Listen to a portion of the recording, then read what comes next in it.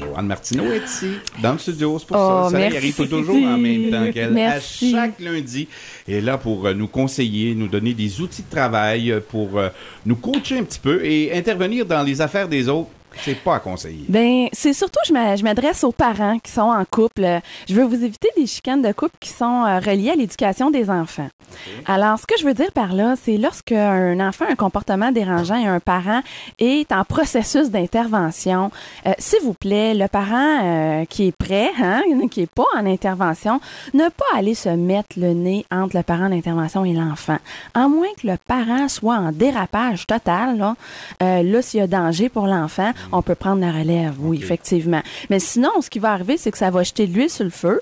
Et le parent qui est en intervention, ben, il vient encore plus émotif, encore plus souvent même colérique. Ça le discrédite en plus. Fait que le moindrement qu'il y a un petit peu d'orgueil... Et l'enfant, lui, est mélangé là, dans ce temps-là. L'enfant est mélangé et là, ça se retrouve avec une chicane de couple, une argumentation, plus l'intervention de l'enfant qui s'avère pas du tout élevante parce que le parent est encore plus en dérapage. Fait que dans le fond, le parent qui voulait amoindrir la situation, détendre le parent en venant mettre son grain de sel, ben vient faire l'effet contraire. Si vous voulez vraiment détendre l'atmosphère, détendre la situation, ça demande énormément d'humilité puis de mettre votre ego de côté. Puis c'est de refléter au parent qui est à côté en intervention, de dire ça a l'air de venir te chercher quand le petit fait ça. OK, c'est bon ça. Qu'est-ce que je peux faire pour te supporter là-dedans?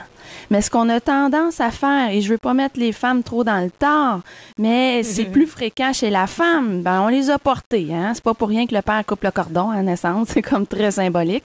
Mais on a tendance à vouloir se mettre le nez là pour protéger un peu l'enfant, et c'est vraiment pas aidant. Parce que quand je touche mon noyau qui est mon couple, à l'usure, ben on n'est pas plus gagnant, et encore moins l'enfant. Mais dans le cas où on est d'accord avec l'autre parent, est-ce qu'on peut intervenir genre pour...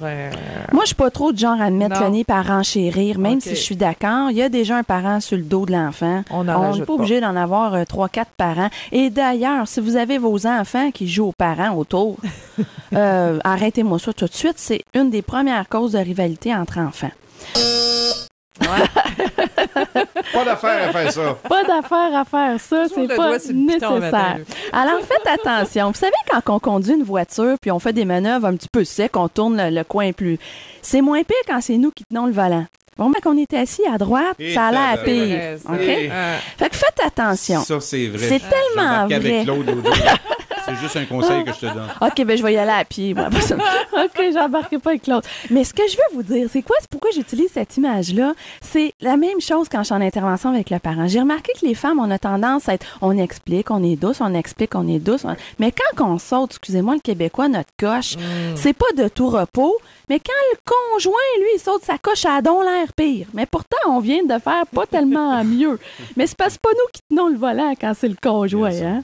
Puis monsieur, ben vous êtes un peu victime de votre testostérone de gars, les cordes vocales, la nitro de gars. Pardon. Alors moi, je voulais vous éviter des chicanes de couple. Puis en dehors de la situation conflictuelle, ben là, c'est le temps d'en jaser. Puis dire, écoute, tantôt, là, j'étais pas tout à fait d'accord, on peut-tu en parler? Pas au moment où on est en train d'intervenir, vous allez jeter de l'huile sur le feu puis ça va éclater. Ça va déraper. Joanne, on peut te rejoindre? Écoutez, mercilavie.ca. J'adore ça quand vous m'écrivez, vous me donnez vos commentaires. Et puis, il y a des capsules. Les capsules, vous pouvez les réécouter sur mon site Internet et sur le site de CIM-FM. Merci beaucoup, Joanne. Bonne semaine ensoleillée. Joanne Martineau, coach de vie à CIM, la radio des Laurentides. Bye bye.